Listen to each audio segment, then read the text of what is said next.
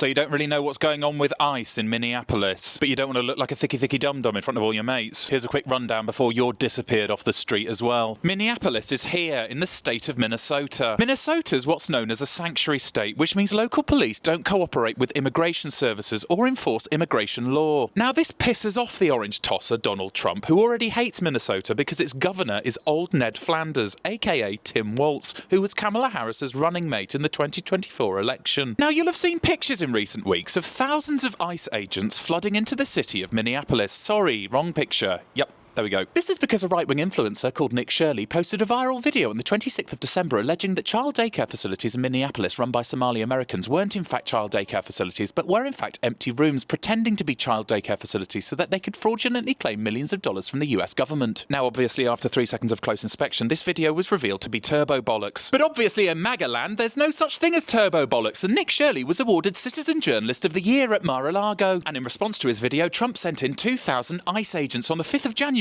into Minneapolis to start checking on businesses. Fuck, wrong picture again. Now the people of Minneapolis can reasonably be described as enjoying performing the wokey pokey, aka they're quite liberal and believe that people should be treated like human beings rather than carted off to the nearest detention centre for being a little bit brown. So they started going up to these ICE agents and saying things like go away. One of the people who said go away was mother of 3 Renee Nicole Good, who was promptly shot in the face by an agent called Jonathan Ross, not that one. The Trump administration refused to condemn this as an act of murder and instead tried to gaslight the entire world by saying that Renee Nicole Good was in fact a domestic terrorist who tried to kill the ICE agent by driving away from him. After that, tens of thousands of people in Minneapolis took to the streets to try and force ICE out in the ice because it was fucking freezing. ICE then tried to calm things down by pepper spraying everyone, shooting a man in the leg for holding a deadly weapon otherwise known as a broom, and using children like Liam Ramos to lure their parents out of hiding, leading to them exhibiting signs of traumatic stress. Then over the weekend, the head of ICE, Gregory Bovino, rocked up in Minneapolis. Wrong picture, sorry. Wrong picture.